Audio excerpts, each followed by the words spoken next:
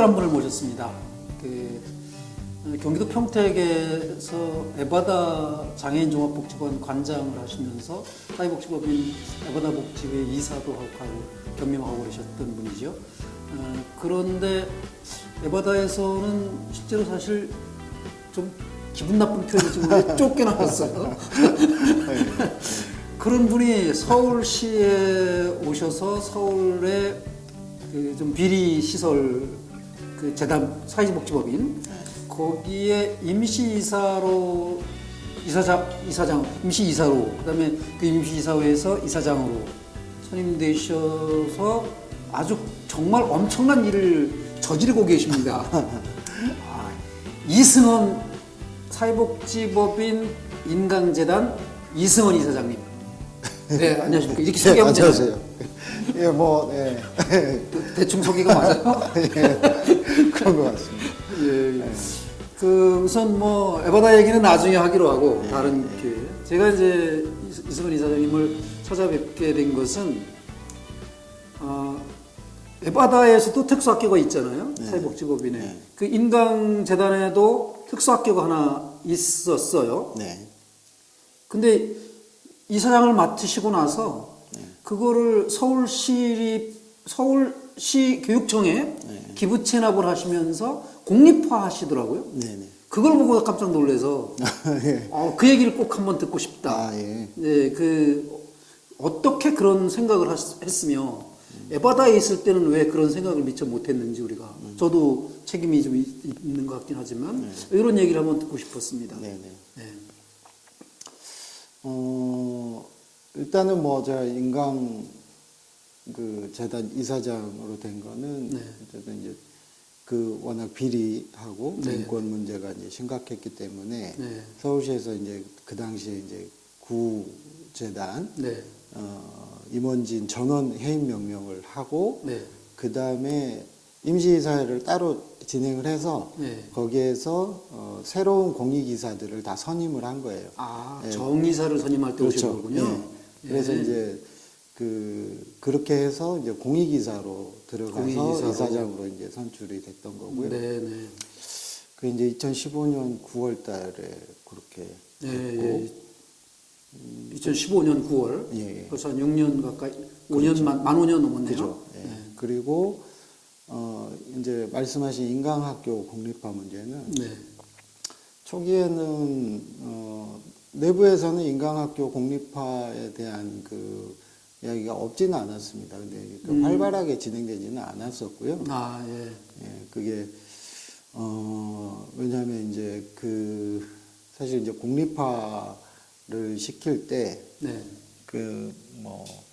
이제 과거에 있었던 뭐 이런 교사들이나 이런 사람들이 전혀 변화되지 않은 상태로 그냥 교육 공무원이 되는 부분에 대해서 뭐 우려들도 조금 있었고 어쨌든 뭐 그런 이유들이 좀 있었습니다. 그랬는데 또 한편으로는 또 뭐 내부에서 뭐 우리 에바다에서도 그랬지만 학교 한번 잘 만들어 보자 이런 의견들도 있었고 예, 그래서 이제 공립화에 대한 논의가 전혀 없지는 않았지만 활발하게 진행되지 않다가 지금 말씀 들어보면 쟁점이 지금 두 가지 정도가 얘기를 하신 것 같은데 하나는 그 비리법인에서 사립학교 교사를 하던 사람들을 공립학교 공무원 신분으로 다 전환시켜주는 게 맞느냐 하는 윤리적인 문제들을 가지고 좀 고민하신 게 있는 거고. 그것도 있고. 예, 그 다음에 우리가 이제 공익이사들이니까 공립보다 훨씬 더 투명하게 깨끗하게 잘할 수 있다라는 또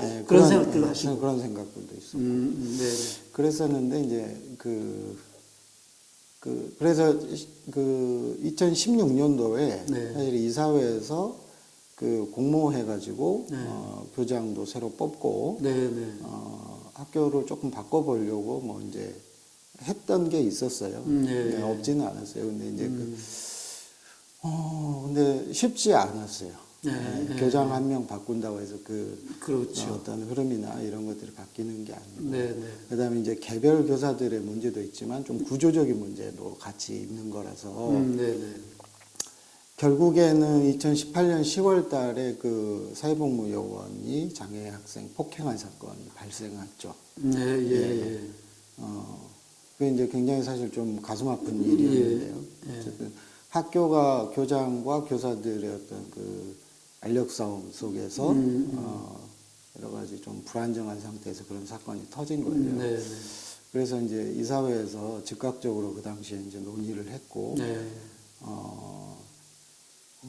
그래서 이제 그때 그 사건을 계기로 해서 바로 국립화 선언하고, 1년 정도 준비 기간 거쳐서 2019년도에 네.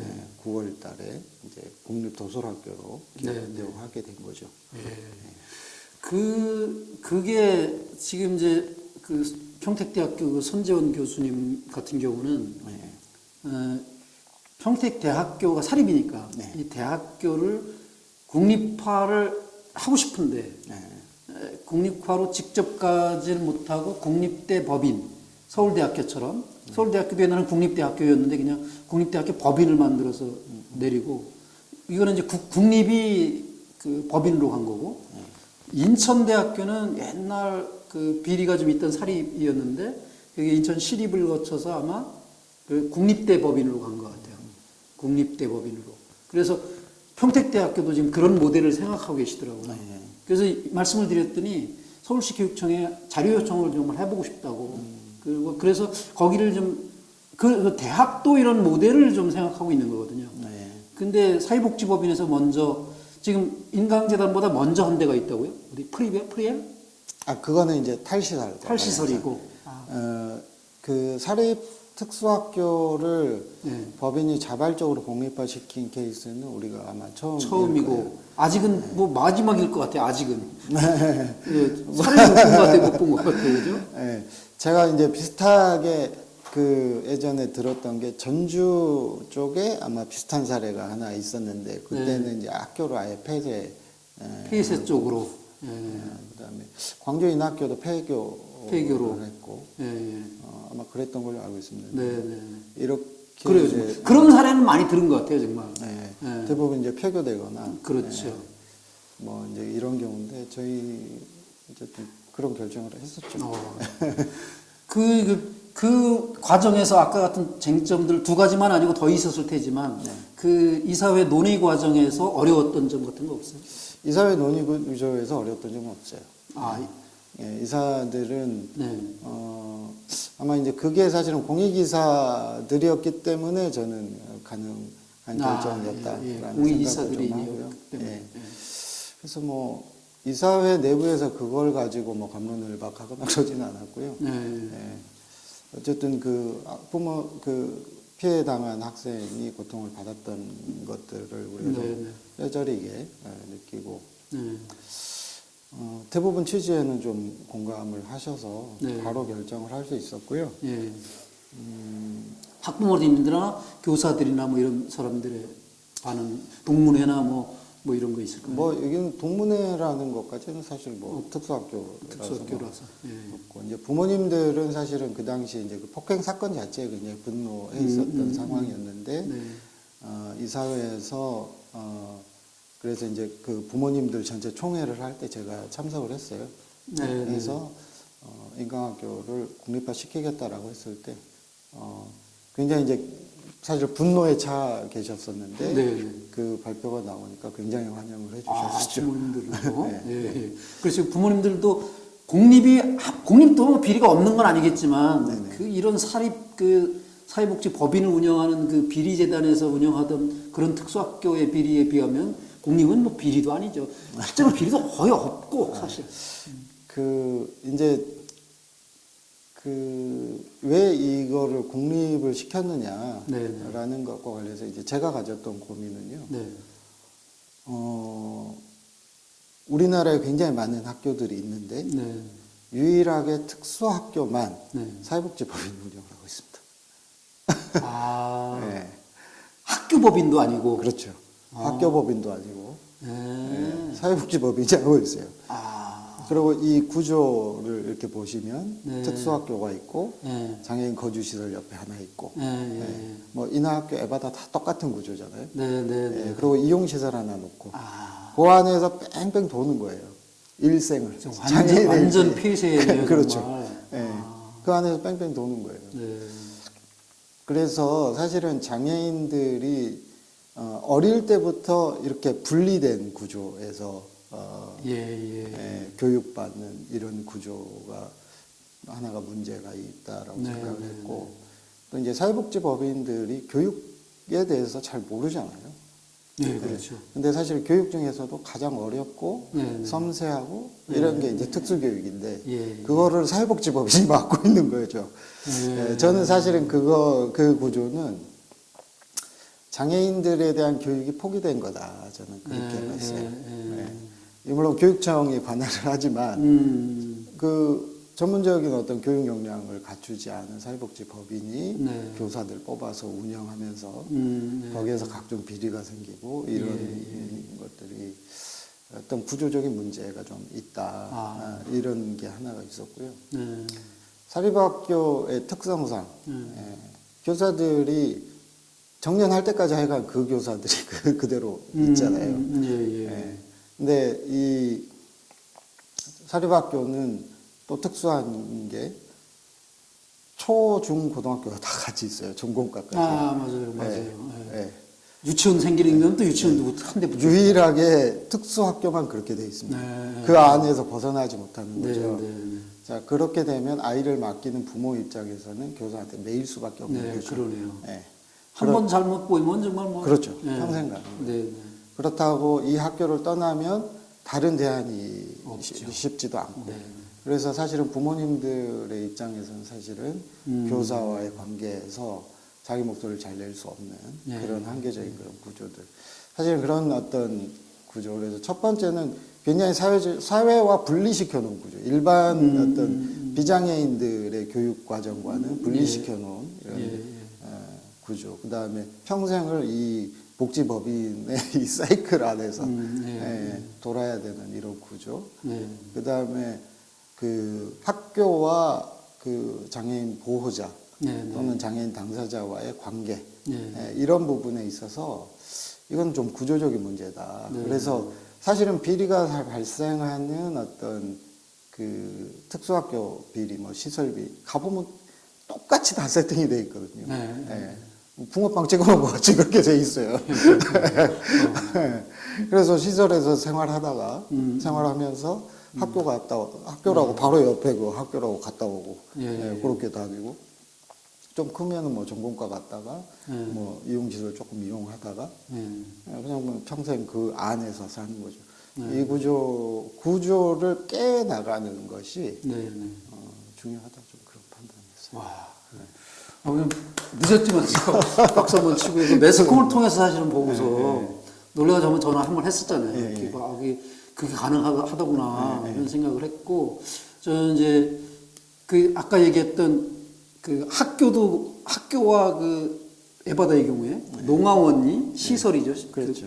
그 뭐라 생활시설이라 그랬나 근데 그게 한 군데 있는 그냥 울타리 한 울타리에 있을 때 제가 농아 원장이라는 걸 그 잠시 하셨죠. 잠시. 그 사이에 보니까 그 울타리 속에 하나의 시설장으로서 저도 그 감시하는 역할을 한 게 아닌가. 그 내용도 제대로 모른 채 저 지금 뭐 이선 이사장님 같은 경우는 사회복지 실제로 전공하시고 시설장도 하시면서 복지관장도 복지관은 뭐 이용 시설이니까 좀 뭐 좀 다르죠. 어쨌든 그런 걸 하시면서 이렇게 전문적인 느낌이 쫙 났어요. 이렇게 그래서 에바다의 경우에는 사회복지와 특수교육이 한 군데 있잖아요. 이렇게 그 인강재단도 비슷하겠죠. 그렇죠. 그 중에 에바다 학교는 청각장애인들이 중심이 되어 있는 학교죠. 요즘엔 조금 복합장애인도 있는 것 같은데 인강학교에는 어떤가요? 인강학교는 뭐 다 발달장애인입니다. 발달장애인들을 위한 특수학교. 그렇죠. 시설들도 다 발달장애인. 그러면 이제 이 발달장애인들을 위한 특수학교가 공립에는 없었나요? 있기는 있나요? 공립학교들도 있어요. 있어요? 있습니다. 있고 이제 서울 같은 경우에는 뭐 이제 그 지역별로 그 권역별로도 설립하고 이제 하는데 이제 근데도 사실은 이제 사립인 경우가 대다수가 이제 네, 대부분 다. 예. 뭐 대학도 얘기할 때도 나왔었지만 정말 사립이 8, 90% 되는 그 세계 유일의 나라이죠. 뭐 미국도 그렇게 사립이 뭐 판을 치는 그런 나라이긴 하지만 미국도 그 정도는 아니거든요. 근데 특수교육 이쪽은 완전히 그냥 국가가 방치해서 사회복지를 사업으로 생각하는 사람들이. 사실 뭐 드리고 싶은 얘기들이 굉장히 많아요. 지금. 한번 해줘 보세요. 그 기성 언론에서는 저를 취재를 잘 안 하시고. 저도 기성 언론이에요 이제. 아 그런가요? 그 이제 사실 이제 워낙에 인강학교 사건 할 때 이제 부정적인 기사들이 계속 나가서 물론 굉장히 가슴 아픈 사건이고 저도 뼈저리게 사실 책임을 통감했던 사건이지만 이런 구조에 대한 이야기들은 별로 해주지 않는 것 같아요. 사실은 장애인들의 평생을 독점하는 겁니다. 사회복지법인이. 평생을 독점하는 구조가 이 사회복지법인의 구조이고 특수학교까지 이제 같이 하면서 교육부터 해서 뭐 생활, 뭐 일자리, 직장까지 다 컨트롤하는 이런 구조인데 그렇기 때문에 사실 비리가 생기지 않을 수 없죠. 그렇더라고요. 그 수많은 사람들의 일생을 독점하는 구조인데 그래요. 비리가 생겨서 쫓겨나지 않는 한 이사를 평생 하고 세습을 해도 아무 문제가 없더라고요. 그렇죠. 그 이사장의 임기 제한도 없고 계속 연임할 수 있고 중임을 계속 할 수 있죠. 그렇죠. 저도 지금 두 번째 중임하고 있습니다. 뭐 하여간 그런 점에서 아무리 이승원 이사장님처럼 잘하셔도 사실 이게 평생 직장이 되고 평생 그게 되면 고인물은 썩지 않는 법이 없다. 그 고인물은 고이게 되면 정말 썩게 되잖아요. 근데 이 사회복지법인은 그냥 평생 해먹을 수 있는 구조가 돼서 그죠. 이게 처음에는 뭐 자기 재산 내놓는 사람도 있잖아요. 뭐 에바다 같은 경우처럼 뭐 선교사가 뭐 이렇게 해놓은 거를 인수하는 사람들이 모금을 해서 뭐 이렇게 해서 몇 놈이 챙기는 그런 경우도 있지만 자기 땅 내놓고 어떤 경우 재산 내놓고 해서 만드는 경우도 있죠. 그런데 그런 사람들이 사회재산을 주장하는 것도 말이 안 되지만 에바다나 이거 인강재단처럼 뭐 비리재단을 척결하는 목적을 가지고 들어온 공익이사라는 분들은 실제로 거기다 재산을 투자하는 건 아니잖아요. 그렇죠. 그런 점에서 이런 결정이 저는 정말 거의 그냥 의무화돼야 되는 게 아닌가 싶을 정도로. 이제 이해관계가 없으니까 이제 이사님들 같은 경우에는 그래서 뭐 결정을 뭐 빠르게 할 수 있었던 거죠. 저는 제가 이제 왜 이 얘기를 좀 물고 늘어지는 거냐면 제가 사실 죄의식이 있는 거예요. 저도 에바다 어쨌든 이사를 남들이 어땠거든 뭐라도 한 10년을 했거든요. 저도 막판에 쫓겨났긴 했지만 그런데 너희는 왜 너 이사 있을 때 뭐 돈 한 푼 안 내고 이사가 된 사람이 왜 이거 공익화할 생각 안 했냐? 저는 솔직히 사회복지사도 아니었고 그 당시에 지금은 자격증을 따했지만 그 사회복지 전문가가 아니었기 때문에 저는 몰랐다고 치고 이승훈 이사장님은 왜 그때 몰랐어요? 뭐 아주 솔직히 말씀드리면 사실은 이제 그 뭐 전문적이다라고 말씀하셨는데 그때 이제 제가 대학 갓 졸업할 때였거든요. 그러니까 제가 한 28살 때 에바다 내려간 거예요. 뭘 알겠어요. 애지 지금 그때 지금 생각해 보면. 근데 뭐 다른 것보다도 사실은 그때는 우리 그 당시에 이사회는 한번 좋은 시설 만들어 보자 였던 것 같아요. 핵심은. 아까 인강에서 이슈 몇 가지 두 가지 얘기했을 때 하나처럼 사실은 탈시설 이슈나 이 사회복지법인의 구조적인 문제에 대해서 제기가 나온 거는 탈시설이 본격화되는 건 이제 최근이잖아요. 상대적으로. 그때도 제가 이사할 때도 있었어요 그런 얘기들이. 근데 이제 탈시설이 제도적으로 어떤 뭐 이런 장치나 이런 전혀 없었던 거고. 그 당시에 오히려 에바다 이사들은 이제 그냥 순수하게 정말로 민주화시키고 정상화시켜서 잘 한번 좋은 시설 만들어 보자가 컸던 것 같아요. 그때 이제 에바다에서 정상화되고 나서도 탈시설 해야 되는 거 아니냐라는 장애운동계의 그 지적이 있었죠. 있었습니다. 그런데 그때 이제 우리가 내부에서 판단했을 때는 제 기억으로는 그랬던 것 같아요. 그 당시에 이제 농화원이었지만 농화원에 발달장애 아동들이 많았어요. 아직 청소년기에 있는 아동들이었고 발달장애이다 보니까 지금 탈시설을 논의하는 거는 맞지 않다. 이렇게 얘기가 됐었던 걸로 제가 기억을 하고요. 그래서 하여간 에바다는 어쨌든 안 됐어요. 그런 걸 얘기는 있었던 것 같고 탈시설에 관한 얘기는 있었고 그런데 학교를 공립화한다든가 이런 얘기는 저는 못 들어봤거든요.